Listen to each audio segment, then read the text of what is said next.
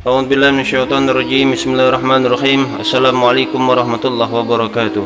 Alhamdulillah wassalatu wassalamu ala Rasulillah Muhammad ibn Abdullah wa ala alihi wa sahbihi wa mawalah. Amma ba'du. Hamba Allah yang selalu dirahmati oleh Allah Subhanahu wa taala. Alhamdulillah, pada hari ini kita terus diberikan curahan rahmat Allah Subhanahu wa taala, kasih dan sayangnya Allah Subhanahu wa taala. Ayol mukmin, terus dukung channel dakwah kami Muhammad Umar Al-Mundir, yang insyaallah dalam channel video ini kita akan memberikan sesuatu hal-hal yang insyaallah bermanfaat bagi diri kami khususnya dan bagi kita semua. Memola yang dirahmati Allah Subhanahu wa taala. Bagaimana perjuangan Rasulullah sallallahu alaihi wasallam yang diceritakan dalam satu riwayat. Wa an Aisyah radhiyallahu anha annaha qalat lin Nabi sallallahu alaihi wasallam, bahwasanya diceritakan oleh Bunda Aisyah, Sayyidatuna Aisyah radhiyallahu anha, semoga Allah Subhanahu wa taala memberikan ridho atasnya, bahwasanya beliau pernah bertanya kepada Nabi kita Nabi Muhammad sallallahu alaihi wasallam, "Ala ta'alaika yawmun kana ashadda min yawmin Uhud?" Ya Rasulullah, apakah ada, katanya, pernahkah terjadi kepada Tuhan engkau ya Rasulullah, duhai suamiku, hari yang dimana penderitaannya itu lebih berat daripada keadaan penderitaan pada perang Uhud? Ayol mukmin, baginda Rasul sangat sedih pada saat peperangan Uhud itu. Karena kenapa? Pada peperangan Uhud itu banyak para sahabat yang tidak menyimak dan tidak mendengar apa yang dikatakan oleh baginda Nabi Muhammad SAW. Masya Allah, tidak mau mendengar ini. Dan Sayyidah Aisyah bertanya kepada Rasulullah, adakah perasaan yang lebih menyedihkan selain daripada perasaan pada saat dia perang Uhud itu, pada saat kejadian di Uhud? Kemudian beliau sallallahu alaihi wasallam menjawab, laqad laqitu min qaumiki, kata Rasul, sungguh aku telah mendapat penderitaan karena oleh kaummu. Kita ini maksudnya ayol mukmin. Wa kana ashadda ma laqituhu minhum yawmal 'aqabati idh 'aradtu nafsi 'ala ibni 'abdi ya li labni 'abdi kulalin falam yujibni ila ma aradtu. Kata Rasulullah sallallahu alaihi wasallam mengatakan kepada Bunda Aisyah, dan penderitaan berat yang aku alami dari mereka yaitu pada hari Aqabah. Kata Rasulullah, ketika aku menyempatkan diri untuk mengajak putra Abdu Yalil bin Abdi Kulal, falam yujibni illa ma aradtu, dia tidak menerima atau tidak menyambut ajakanku, dakwaku. Ya al-mu'min, dia tidak menerima anak daripada Abdi Yalil ibni Abdi Kulal, tidak menerima dengan apa yang kuharapkan, kata Rasulullah. Rasul hanya berharap mereka menuju kepada keberuntungan. La ilaha illallah Muhammad Rasulullah, itu yang diharapkan oleh Rasulullah. Wa antalaqtu wa anna mahmumun ala wajhi, kemudian aku meninggalkannya karena tolakan tadi. Dia tidak mau menerima Rasulullah, ajakan Rasulullah. Masya Allah, bagaimana dengan kita ilmu mukmin? Akhirnya Rasulullah meninggalkannya. Dan aku merasa sedih, kata Rasul, pada saat itu Rasulullah dalam keadaan sedih dan tak sadarkan diri karena kesedihan yang teramat sangat. Rasul ajakannya tidak mau diterima. Jadi Rasul menjadi sedih pada saat itu, sedih sehingga membuat dirinya itu tidak sadarkan diri. Masya Allah, saking kesedihnya baginda Nabi kita Nabi Muhammad. Falam astafiq illa wa ana biqarnit ta'alib. Kemudian kata Rasulullah sallallahu alaihi wasallam, pada saat kesedihannya itu aku pergi, beliau maksudnya Rasulullah dalam keadaan sedih, dan pada saat ketika sampai pada Qarnut Ta'alib, kata Rasul, aku sadar dan mengangkat kepalaku. Jadi pada saat berada di Qarnut Ta'alib, beliau Nabi kita Nabi Muhammad sadar akan kesedihannya, kesedihan yang teramat sangat baginda Rasulullah, sehingga membuat diri dia lupa, tak sadarkan diri. Dan sampai di satu Qarnut Ta'alib, beliau tersadarkan diri. Wa rafa'tu ra'si maka aku mengangkat kepalaku, kata Rasulullah, ke atas langit. Wa idza ana bi sahabatin qad azallachni, maka beliau melihat di sana ada awan yang menaungi baginda Nabi kita Nabi Muhammad sallallahu alaihi wasallam. Wa idza fiha Jibril sallallahu alaihi wasallam, dan dia melihat di antaranya di awan itu ada malaikat Jibril. Baginda Nabi Muhammad menghadapkan kepalanya ke atas dan lihatnya ada awan yang menaunginya, dan dilihat oleh baginda Rasul ada malaikat Jibril. Ayuhal mu'min, wa nadani wa qal, dan malaikat Jibril berkata kepadaku, kata Rasulullah, dia memanggilku dan berkata kepadaku, innallaha ta'ala qad sami'a qawla qaumika laka wa ma raddu 'alaika. Kata malaikat Jibril, duhai Muhammad, kata malaikat Jibril, sesungguhnya Allah Subhanahu wa taala telah mendengarkan ucapan kaummu terhadap engkau duhai Muhammad, di mana mereka menolak ajakanmu. Masya Allah, kesedihan Rasul cuma karena tidak mau menerima ajakan Rasul, tidak mau menerima baginda Nabi Muhammad. Wa qad ba'atha ilaika wa malakal jibal litamurahu bima syi'ta fihim, fanadani malakul jibal fasalama alayya thumma qala. Kemudian apa? Setelah malaikat Jibril berkata kepada Rasulullah sallallahu alaihi wasallam, di mana mereka telah menolak daripada ajakan baginda Nabi Muhammad sallallahu alaihi wasallam, dan Allah Subhanahu wa taala telah mengutus malaikat penjaga gunung kepadamu duhai Muhammad untuk memenuhi daripada perintahmu dengan apa saja yang engkau kehendaki duhai Muhammad, untuk menyiksa, memberi siksaan kepada mereka ya mukmin. Hakada. Kemudian apa? Panadani malakul jibal, kemudian para malaikat gunung berkata kepada Nabi Muhammad, memanggil Nabi Muhammad, wasallama, mengucapkan salam alayya, atasku, kata Rasulullah sallallahu alaihi wasallam. Mereka mengucapkan salam kepada Rasul. Thumma qal, dan mereka berkata, ya Muhammad, wahai Muhammad, kata malaikat penjaga gunung, malaikat gunung, innallaha qad sami'a qawla qaumika laka wa ana malakul malakal jibal. Wahai Muhammad, sesungguhnya Allah Subhanahu wa taala telah mendengar apa yang telah dikatakan oleh kaummu atas dirimu. Wa ana malakal jibal, dan aku, katanya, adalah malaikat penjaga gunung atau malaikat gunung.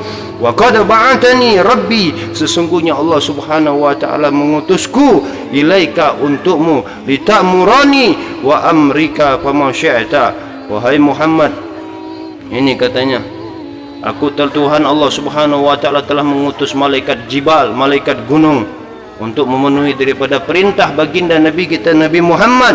Maka apa yang kamu kehendaki, kata malaikat penjaga gunung, bila kamu menghendaki, maka aku akan meruntuhkan dua gunung untuk menyiksa mereka ini, kata para malaikat penjaga gunung. Jadi hendak diruntuhkan gunung ini sehingga leburlah gunung dan hancur rakyat pada saat itu, hancur merata kampung itu yang telah menolak ajakan baginda Nabi kita Nabi Muhammad. In syi'ta atabaqtu alaihimul akhsbaini, jadi dihancurkan dua gunung ini ya mukmin. Faqala Nabi sallallahu alaihi wasallam, maka baginda Nabi Muhammad sallallahu alaihi wasallam berkata, bal arju an yukhrijallah min aslabihim man ya'budullah wahdahu la syariku bihi syai'a. Ini kata Rasul. Rasul berkata kepada para malaikat, tetapi aku masih berharap semoga Allah Subhanahu wa taala mengeluarkan dari tulang belakang perut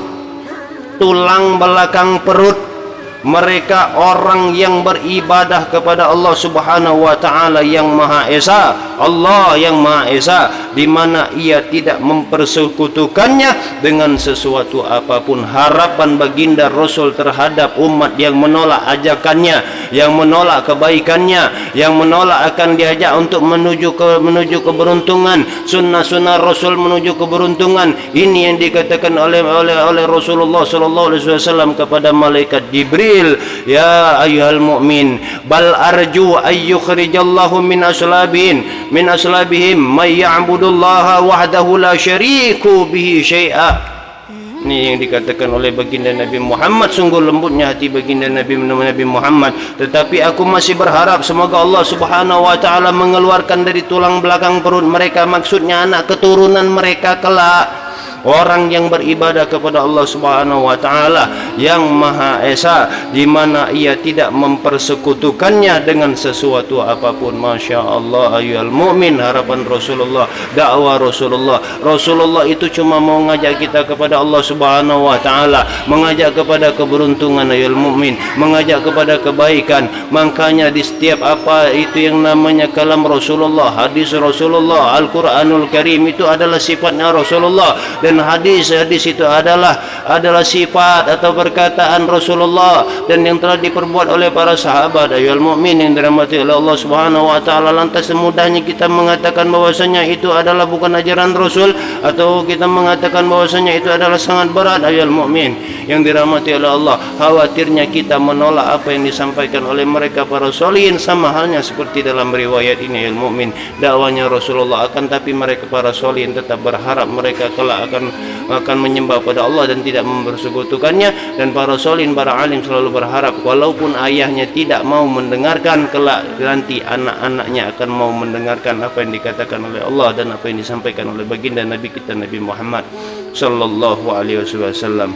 Mudah-mudahan al-mukmin dalam cerita ini, dalam riwayat ini, kita ambil kesimpulannya dan kita jadikan perbaikan dalam diri kita sebagai hamba yang fakir, hamba yang dhaif, hamba yang penuh dengan kekurangan, hamba yang tidak ada amal, hamba yang Masya Allah penuh dengan dosa, madnub. Kita ini madnub, penuh dengan dosa yang mukmin, dosa kita banyak. Entah siapa lagi yang mau kita dengar kalau bukan Allah dan Rasulnya? Siapa lagi yang harus kita ikuti kecuali baginda Nabi Muhammad? Nabi Muhammad mengajarkan kepada kita melalui daripada mereka para solihin, para alim, para ulama, para habaib, para kiai, para asatis, mereka yang mengajarkan kepada kita. Ya, lakukan kebaikan, terus berdakwah, pantang mundur. Kata beliau adalah Habib Umar, tidaklah yang mampu dapat mencegah diri beliau dalam hal dakwah kecuali kematian. Karena beliau mengikuti jejak daripada kakeknya Sayyidina Muhammad sallallahu alaihi wasallam. Mereka hanya berdakwah ya mukmin. Mereka hanya menyampaikan risalah Allah, dan kita tidak mau mendengarkan, dikhawatirkan kita seperti dalam riwayat cerita ini. Kita adalah sebagai penolak yang pada dasarnya kalau Allah mau, Allah perintahkan para malaikat untuk menghancurkan satu kampung itu. Jadi dalam cerita ini juga dapat kita ambil, di tengah-tengah kita selagi masih ada orang soleh, orang yang hatinya lembut, orang yang menegakkan amar ma'ruf tapi dia bersikap lemah lembut, ya, sikapnya lemah lembut. Kalau kalam itu metode dakwah, ya, tapi sikapnya itu pasti baik-baik. Seperti al-alama Al-Habib Rizik Syihab, beliau itu sangat baik sikapnya, perkataannya itulah amar ma'ruf nahi mungkar, tapi sikapnya lemah lembutnya sangat baik. Seperti al-alama Al-Habib Bahar, begitu juga ya mukmin. Akan tapi akhlak dan sikapnya, sifatnya sangat lemah lembut. Mereka pemaaf, mereka suka berbagi. Seperti ulama-ulama lain, Al-Alama Al-Habib Umar orangnya sangat lembut, santun, ramah. Sayyid Muhammad bin Ali Al-Maliki Al-Hasani orangnya lembut, ramah, santun. Al-Habib Mundir bin Fuad Al-Musawa, beliau sangat lembut, ramah, santun. Terus habaib-habaib yang lain, Al-Habib Syekh As-Segar orangnya lamah, lembut, santun, dan asatis yang lain. Ini saja yang dapat saya sampaikan. Lebih dan kurang saya mohon maaf. Mudah-mudahan kita tidak menjadi orang yang menolak akan baginda Rasulullah. Kita menolak kalam ulama pada zaman kita ini, menolak kata-kata para solihin yang disampaikannya itu rata-rata hadis, yang disampaikannya itu rata-rata kebaikan, kita tolak. Sama halnya yang diceritakan dalam riwayat ini ya mukmin, ya, tidak kita ditumpahkan siksa pada saat di dunia, akan tapi di akhirat siksa yang kekal abadi selama-lamanya. Ya, mereka para solihin tidak mau mereka berdoa hal yang buruk seperti yang dicontohkan oleh baginda Nabi Muhammad sallallahu alaihi wasallam. Ini saja yang dapat kami sampaikan, lebih dan kurang saya memohon maaf. al-fakir, ad-dhaif ilallah, miskin amal, miskin ilmu. Mohon maaf pada Allah Subhanahu wa taala, kami mohon ampun. Terus dukung channel kami Muhammad Umar Al-Mundir. Insyaallah dengan perkembangan channel ini terus menerus kita akan membangun satu pondok pesantren dan terus kita akan mengembangkan dakwah kita ini. Terkhusus bagi diri saya al-fakir, ad-dhaif ilallah, miskin amal, miskin ilmu. Memohon maaf pada antum sekalian dan kepada Allah Subhanahu wa taala saya memohon ampun. Al-afu minkum. Allahumma salli wa sallim ala sayyidina Muhammadin wa ala alihi wa sahbihi wa sallam. Alhamdulillahi rabbil alamin. Wassalamualaikum warahmatullahi wabarakatuh.